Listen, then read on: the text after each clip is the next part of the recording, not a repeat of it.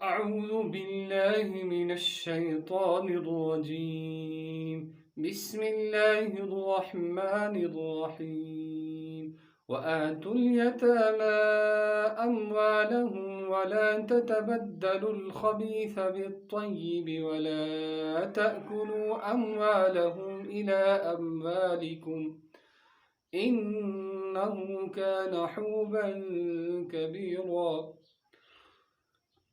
وإن خفتم ألا تقسطوا في اليتامى فانكحوا ما طاب لكم من النساء مثنى وثلاث ورباع، فإن خفتم ألا تعدلوا فواحدة أو ما ملكت أيمانكم ذلك أدنى ألا تعولوا. وآتوا النساء صدقاتهن نحلة، فإن طبن لكم عن شيء منه نفسا فكلوه هنيئا مريئا. صدق اللہ العظیم. محترم سامعین و ناظرین، درس تفسیر کے سلسلہ میں آج ہم سورۃ النساء کی آیت نمبر 2 سے لے کر 4 تک تلاوت کر رہے ہیں. تو اگر آپ کے پاس موقع ہے وضو کر کے قرآن پاک کو کھول لیجئے تاکہ ہمارے اس چینل کے ذریعے سے آپ بھرپور فائدہ اٹھا سکیں اور آپ کے علم میں اضافہ ہوتا رہے اور ہمارا اور آپ کا یہ رشتہ قائم رہے اور اس وقت ہمیں یہ کام آئے جس وقت کوئی کسی کا نہیں ہوگا. ساتھ ہی یہ گزارش ہے کہ ہمارا سیکنڈ چینل جو ہے اقرا چینل مفتی عبداللطیف قریشی، وہاں ہم نے عربی سیکھنے کے لیے، عربی زبان سیکھنے کے لیے اس کو کھولا ہے. اس کو بھی خود بھی سبسکرائب کر لیں اور دوسروں تک بھی اس کو پہنچا دیں اور اس سے بھی بھرپور آپ فائدہ اٹھاتے رہیں. یہ ہم نے اللہ کی رضا کے لیے اور آپ حضرات کے فائدے کے لیے اس چینل کو شروع کیا ہے. آپ اس سے بھرپور فائدہ اٹھائیں. تو اللہ تبارک و تعالیٰ نے ان جو آیتوں میں جو فرمایا ہے اس کا تھوڑا سا مفہوم ہم عرض کر دیتے ہیں کہ یتیموں کا اور بے سہارا لڑکیاں جو ہیں ان کا مسئلہ ہر قوم میں بڑا نازک ہوتا ہے اور اس نزاکت والے مسئلے کی اسلام نے بھی بھرپور اس کی حمایت کی ہے اور اس کی تعلیم بھی دی ہے. تو فرمایا کہ ان کو مال دے دو اور پاک کو ناپاک کے ساتھ مت ملاؤ، اچھے کو عمدہ کے ساتھ، خراب کو عمدہ کے ساتھ مت ملاؤ. یعنی یہ کہ کسی کے پاس یتیم کا مال ہو، اس میں جو اچھی چیز ہے یا اچھی زمین ہے، اچھا مال ہے وہ خود رکھ لے، اور جو خراب سا ہے، جو گھٹیا درجے کا ہے، وہ یتیم کو اٹھا کر دے دو. اور ایک تو اس سے منع فرمایا گیا. فرمایا اگر آپ ایسا کرو گے تو یہ جو ہے بڑا گناہ ہے. اور دوسری آیت میں آیا کہ جو ایسا کرتا ہے وہ جو ہے، جو لوگ ایسا کرتے ہیں، جن لوگوں کا یہ طریقہ ہوتا ہے اور جن کی یہ عادت ہوتی ہے، فرمایا کہ ایسے لوگ جو ہیں وہ اپنے پیٹ میں جہنم کی آگ بھر رہے ہیں. ایک تو یہ فرمایا. اور پھر فرمایا کہ وہ لڑکیاں جو کسی کی زیر سرپرستی ہوتی تھی، جو کسی کی نگرانی میں ہوتی تھی اور وہ بے سہارا ہوتی تھی، ان کے پاس جائیداد تو ہوتی تھی، مال تو ہوتی تھی، لیکن ان کے حق میں کھڑا ہونے والا اور ان کی حمایت میں کوئی مطالبہ کرنے والا اور ان کی حمایت میں کوئی کھڑا ہونے والا، ان کی آواز اٹھانے والا کوئی نہیں ہوتا تھا. تو ایسی صورت میں کیا کرتے تھے کہ ان کو جو ہے ان سے خود نکاح کر لیتے تھے، ان کی جائیداد کو ہڑپ کر لیتے تھے. تو پھر فرمایا کہ عورتیں جن سے تم نکاح کرو ان کے مہر تم ادا کر دیا کرو. اور مہر کے بارے میں ہمارے علماء نے لکھا کہ المہر حق واجب ابانۃ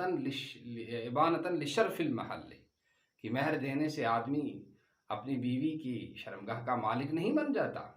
بلکہ مہر دینے سے جو ہے ایک تو عزت اس کی ہوتی ہے، اس کی عزت کے لیے، اس کی دلجوئی کے لیے اس مہر کو ادا کر دیا جائے، اور یہ واجب ہے۔ اور پھر جو ہے فرمایا دوسری جو بات ہے اس میں یہ کہ مہر جو ہے، مہر دینے کے بعد اس کو اس عورت کی شرمگاہ سے، اس کے بزع سے فائدہ اٹھانا جائز ہو جاتا ہے، صدقاتہن نحلہ۔ تو پھر فرمایا کہ اگر تم ان عورتوں کے ساتھ جو تمہاری نگرانی میں ہیں ان سے نکاح کر کے تم ان سے انصاف نہیں کر پاتے ہو، نہ ان کا مہر دیتے ہو، نہ باقی حقوق ادا تم کر سکتے ہو، تو پھر تم ان سے مت نکاح کرو، ان کو وہاں ان کا نکاح کرا دو جہاں ان کو انصاف ملے، جہاں راحت ملے، سکون ملے، چین ملے۔ اور جو ہے ان کے سوا جو دوسری عورتیں ہیں ان عورتوں سے آپ نکاح کر لو کہ جن کے بارے میں اگر ان سے آپ کوئی زیادتی کرو تو ان کی آواز کو بلند کرنے والا اور ان کے حقوق کا مطالبہ کرنے والا اور ان کا حمایتی کوئی کھڑا ہو جائے، ان سے کرو۔ ما طاب لکم من النساء۔ تو پھر اسی طرح فرمایا کہ جب نکاح کرنا ہو تو نکاح میں حسن و جمال کی رعایت رکھنے کی بھی، اور اس کو ترجیح دینے کی نہیں، اس کا خیال رکھنے کی بھی شریعت نے بھرپور اجازت دی ہے۔ البتہ سب سے زیادہ جو ترجیح دی جائے گی حدیث کے مفہوم میں، تو اس میں جو ہے دینداری کو، کیوں دین جو ہے وہ ایک ایور گرین چیز ہے، وہ ہمیشہ رہنے والی ہے، اور باقی جو مال ہے، حسن ہے، جمال ہے، یہ تو آنے جانے والی چیزیں ہیں، غادن ورائحن، آنے جانے والی چیزیں، ختم ہونے والی چیزیں۔ تو فرمایا فَإِن تِبْنَ مَا طَابَ لَكُم مِّنَ النِّسَاءِ، پھر جو ہے تعدد ازواج کی 4 بیویاں بیک وقت رکھنا۔ اب 4 سے جو زیادہ جو لوگ کہتے ہیں وہ بالکل غلط تفسیر ہے، ورنہ تو پھر سیدھے اللہ کہہ دیتے کہ ثمانیہ ازواج، یا کہتے تھے کہ عشر ازواج، 10 زوجات۔ یہ نہیں فرمایا، بلکہ مثنا 2 و ثلاثہ 3، اس کے معنی یہ ہے یا تو 2 کر لو، یا 3 کر لو، یا 4 کر لو، اس سے زیادہ نہیں۔ تو نبی پاک صلی اللہ تعالیٰ علیہ وسلم نے جو بیک وقت 9 اور جو ہے 11 ازواج مطہرات کی جو روایت ہے، یہ تو نبی پاک صلی اللہ علیہ وسلم کے ساتھ خاص ہے، کسی امتی کو اس کی اجازت نہیں، بلکہ ضروری ہے کہ اگر وہ کرنا چاہے تو 4 تک، اور 4 کے بعد پھر جب تک ایک کی وفات نہ ہو جائے یا ایک کو طلاق نہ ہو جائے اور اس کی عدت پوری نہ ہو جائے، تب تک وہ 5ویں سے نکاح نہیں کر سکتا۔ پھر فرمایا نہ مثنا و ثلاث و رباع، 2 3 3 اور 4 4۔ اب جو ہے فَإِنْ خِفْتُمْ أَلَّا تَعْدِلُوا، کہ اب 2 2 4 4۔ اب جو ہے بعض لوگ تو جو مغرب زدہ ہیں، جو انگریزوں کے کلچر سے مرعوب ہیں، وہ جو ہے اس کی تعویل کرتے ہیں، اس کو چھپاتے ہیں۔ نہیں، اس میں چھپانے کی کوئی ضرورت نہیں ہے۔ اللہ تبارک، دیکھیے عورت کی کمزوریوں کا خیال رکھ کے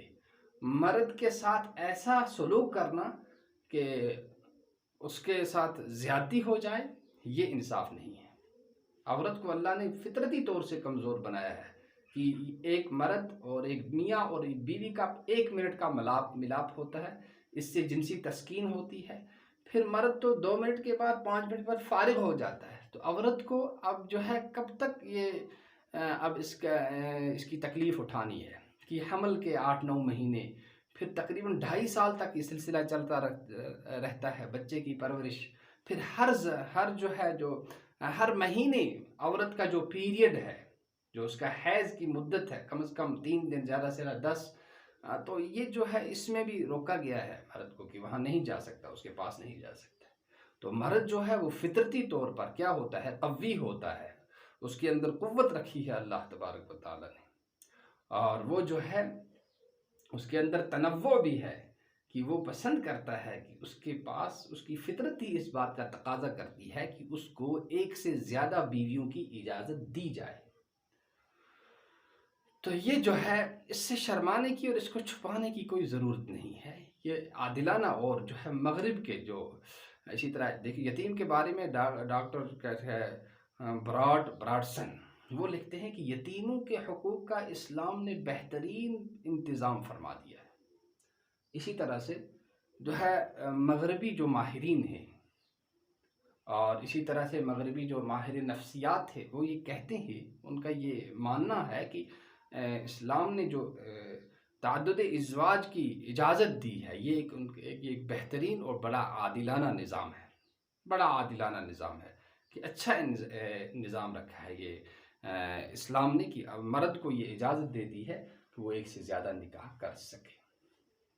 البتہ اس میں ضروری ہے کہ آدمی عدل کرے، انصاف کرے، برابری کرے۔ اب عدل انصاف میں کچھ چیزیں وہ ہوتی ہیں جو انسان کے اختیار میں ہوتی ہیں، کچھ وہ ہیں جن کو آدمی اختیار جو آدمی کے اختیار میں، آدمی کے بس میں نہیں ہوتی ہیں۔ مثال کے طور پر بہت سارے لوگ ہیں جو 2 یا 3 بیویاں کر لیتے ہیں، لیکن پھر ایک آئی تو دوسری کی چھٹی، دوسرے کو پوچھتا ہی نہیں۔ اس کی بڑی وعید آئی ہے، فرمایا قیامت کے دن آئے گا، کیسے آئے گا؟ اپاہج، کہ اس کا ایک طرف بالکل جھکا ہوا ہوگا، کہ پیرالائز اس طرح چل رہا ہوگا، اور اس کو اللہ تعالیٰ کے پاس جواب دینا پڑے گا۔ نہیں، سب کے حقوق، اب جو ہے برابری جو ہے، مساوات جو ہے وہ کس چیز میں کرنی ہے؟ کہ عدد میں برابری، کہ رات ایک کے پاس بھی گزارنی ہے، دوسرے کے پاس بھی، ایک کی باری دوسری کو نہیں، یہ نہیں کہ ایک کے پاس 2 راتیں گزار رہا ہے، دوسری کی بار کبھی مہینے میں ایک بار چلا گیا، نہیں، کہ سب کے باری مقرر ہو۔ جیسے رسول اللہ صلی اللہ علیہ وسلم نے کیا کہتے ہیں مساوات اور برابری اپنی ازواج مطہرات میں ہمیں کر کے دکھا دی، اور امت کے لیے ایک نمونہ پیش کر دیا کہ برابر مساوات رکھی اس میں۔ اب جو ہے جناب رسول اللہ صلی اللہ تعالی وسلم نے جو مساوات قائم کیا وہ ہمارے لیے سنگ میل ہے، وہ ہمارے لیے مشعل راہ ہے۔ حتیٰ کہ اگر سفر میں جاتے تو یہ نہیں کہتے کہ میرے ساتھ عائشہ جائے گی، نہیں، کہ اس وقت قرعہ اندازی کرتے اور جس کا نام آتا اسی بیوی کو، اسی زوجہ مطہرہ کو اپنے ساتھ لے جاتے۔ اب جو ہے پھر جو ہے کچھ ایسا ہوتا ہے کہ مزاج ہوتا ہے، ایک بیوی جو ہے وہ بوڑھی ہے، دوسری جوان ہے، ایک امریکن ہے اور دوسری جو ہے افریقن ہے، ایک عربن ہے اور دوسری ہندی ہے۔ اب ان کے مزاج جو ہوں گے، ان کی چاہتیں جو ہوں گی، ان کی جو خواہشیں ہوں گی وہ الگ الگ ہوں گی، تو ہر ایک کی مزاج اور مذاق کا اور اس کی چوائس کا اور اس کی چاہت کا خیال رکھے، اسی انداز سے اس کے ساتھ برابری کی جائے گی، اسی ساتھ۔ تو یہ فرمایا مثنا و ثلاث و رباع فإن خفتم اللہ فواحد۔ پھر فرمایا اگر آپ ایسا نہیں کر سکتے، پھر ایک، جب ایک ہوگی تو وہاں زیادتی ہونے اور ناانصافی کا کوئی وہم نہیں رہتا، کوئی موقع نہیں رہتا کہ آدمی نہ، جو ایک ہی ہے اس کو پتہ ہے مجھے جو ہے سو ہے، ایک ہی کے ساتھ کرنا ہے، محبتیں، ساری چاہتیں اور سارے حقوق اور سارے ناز و نعمت اسی ایک کے لیے۔ پھر فرمایا باندی، اگر آزاد عورت نہیں تو باندی۔ اب یہ غلاموں کا جو سلسلہ تھا اور باندیاں بنانے کا یہ سلسلہ تھا، آج یہ تقریباً دنیا کے کسی ملک میں اب نہیں رہا ہے، اب تو ختم ہو گیا ہے۔ لیکن پہلے جو جنگی قیدی ہوا کرتے تھے، جنگی قیدی کہیں جنگ میں جیت گئے اور وہاں کی جو فوج تھی وہ گرفتار ہو گئی، لڑنے والے لوگ گرفتار ہو گئے، مرد عورتیں گرفتار ہو گئی، تو اب جو ہے ان کے ساتھ کیا کیا جائے؟ تو اب جو ہے کچھ نے کہا کہ ان سے بیگار لی جائے، کہ فورڈ لیبر، کہ ان سے بیگار لی جائے اور ان سے جو ہے خوب کام لیا جائے، جیسے چاہو ان کو استعمال کرو حیوانوں کی طرح۔ اور کچھ نے کہا کہ نہیں، اسٹیٹ پر یہ لوگ ان کو حکومت کے حوالے کریں۔ اسلام نے کہا نہیں، ان سے نہ ان کے ساتھ نہ انصافی کی جائے، نہ ان سے بیگار لی جائے، نہ اسٹیٹ پر ان کا بوجھ لایا جائے۔ اس سے بہتر ہے کہ ان کو ہر ایک فرد اپنی سوسائٹی کا، اپنی فیملی کا ایک جز بنا لے اور ان سے کام بھی لے، خدمت بھی لے۔ اگر وہ عورت ہے بغیر نکاح کے اس کے ساتھ وہ صحبت کر سکتا ہے، اس کو اپنی باندی بنانے کے بعد اس سے صحبت کر سکتا ہے، اور اس کے حقوق جو ہے آزاد عورت سے کم ہوتے ہیں، اسی لیے اس کے حقوق ادا کرنے میں زیادہ آسانی ہے، اس میں ناانصافی نہیں ہوگی۔ اب ایسا نہیں، پھر ساتھ ساتھ یہ بھی فرمایا کہ غلام اگر آزاد ہونا چاہے تو اس کے لیے شریعت نے جو فقہ کی کتابوں میں آیا ہے بالکل آسان شرائط رکھی ہیں اس کے آزاد ہونے کے لیے۔ پھر اسی پر اکتفا نہیں کیا بلکہ احادیث میں بہت سارے فضائل بیان کیے گئے ان کی آزاد کرنے کے، اور بہت مناقب اور اس کی ترغیب دی گئی۔ پھر جو ہے یہ اصل میں جو لوگ اس سے مرعوب ہو کر اس قرآن پاک کے حکم میں تعویل کرتے ہیں، اس کو بدلنا چاہتے ہیں، اس سے انکار کرتے ہیں کسی حد تک اور کسی درجے میں، وہ دراصل وہ مغربیت کی جو غلامی ہے، جو خدا دشمن قوموں کی جو غلامی ہے، اس کا تصور ان کے ذہن میں ہے، اس لیے ان کو ایسا کرنا پڑا۔ حالانکہ اسلام نے ایسا نہیں کیا۔ اسلام نے تو ان کو اتنے اس درجے حقوق دے کہ بہت سارے غلام زادے جو تھے، غلاموں کی جو نسل تھی، وہ کئی سالوں تک جو ہے وہ کیا رہے، وہ حکمران رہے، انہوں نے حکومت کی، وہ بادشاہ بنے۔ بنو امیہ جو تھے، یہ تمام جو کیا تھے، یہ غلام ہی تھے، غلاموں ہی کے نسل سے تھے۔ اسی طرح ان میں سے بڑے بڑے فقہاء علماء پیدا ہوئے، تابعین کے دور ہی سے چلے۔ تو یہ جو ہے غلامی کا یہ تصور ہے اسلام میں، وہ تصور نہیں جو مغرب کا ظالمانہ نظام تھا اور ان کی جو ناانصافیاں تھیں، ان کی جو زیادتیاں تھیں، وہ یہاں مقصود نہیں ہے۔ تو فرمایا تیسرا حکم یہ ہے، تیسرا جو حکم ہے وہ یہ ہے کہ عورتوں کو جو مہر دو گے آپ وہ ان کو دے دو۔ لیکن آج ہمارے مسلم معاشرے میں اس مہر کو تو بالکل مذاق اڑایا جاتا ہے کہ وہ مہر جو ہے اس کو ادا ہی نہیں کیا جاتا، یہ تو ایک خیالی چیز ہے، حالانکہ یہ واجب ہے، یہ دینا ضروری ہے۔ پھر جو ہے اگر عورت جو ہے اس کو دے دیتے ہیں مہر، وہ ہمیں واپس دے دے تو یہ ہبہ ہے، اور اگر وہ دینے سے پہلے ہی کہے میں نہیں لیتے ہیں تو اس کو ابراء کہتے ہیں۔ دونوں صورتیں جائز ہیں، البتہ وہ اب یہ کسی زبردستی سے، کسی ہیلے بہانے اور کسی مکاری کے ذریعے سے شوہر اپنی بیوی سے نہ لے، ورنہ یہ جائز نہیں ہوگا۔ اور اس مکاری سے، زیادتی سے، کسی ہیلے بہانے سے اگر وہ دے کر کسی مفتی سے، کسی قاضی سے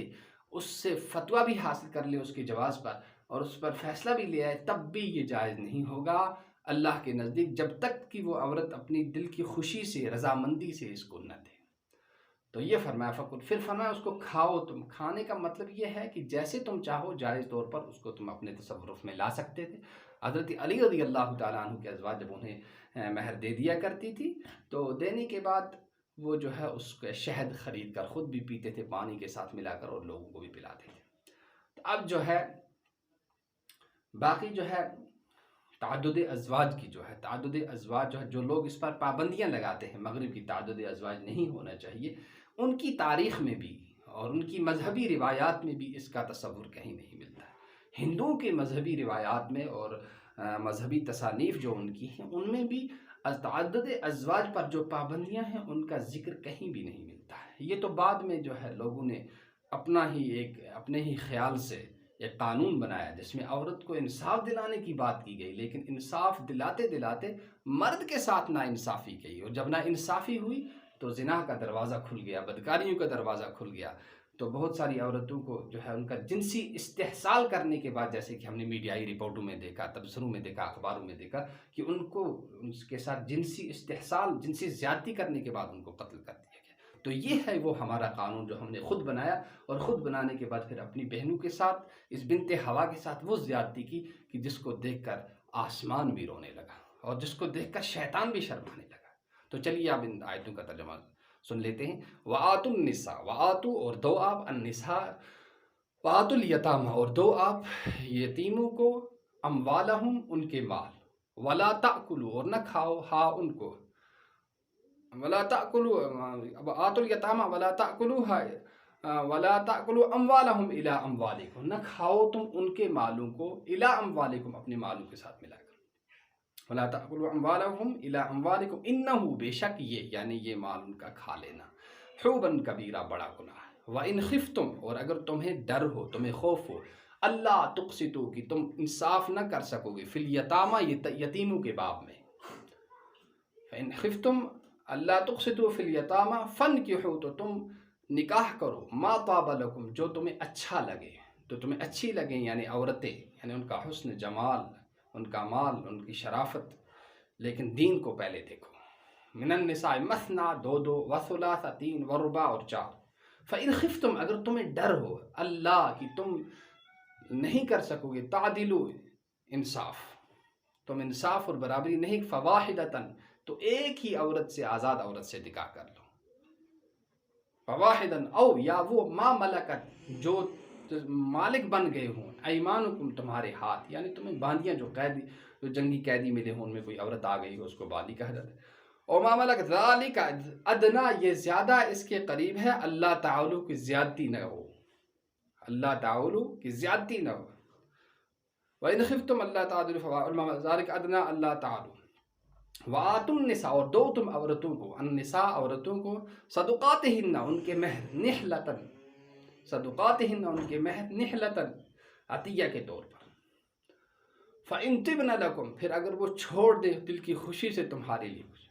فَكُلُوهُ تو تم، فَإِنْ طِبْنَ لَكُمْ عَنْ شَيْءٍ اس میں سے کچھ بھی، عَنْ شَيْءٍ مِّنْهُ فَكُلُوهُ تو تم کھاؤ، یعنی سارا مہر آپ کو بخش دیا، کچھ دے دے، فَكُلُوهُ ہَنِيئًا مَرِيئًا تو تم کھاؤ اس کو، فَكُلُوهُ تو تم کھاؤ اس کو، ہَنِيئًا مَرِيئًا خوشگوار طریقے سے۔ اللہ تعالی ہمیں قرآن پاک کو سننے کی، عمل کرنے کی اور دوسروں تک پہنچانے کی توفیق نصیب فرمائے۔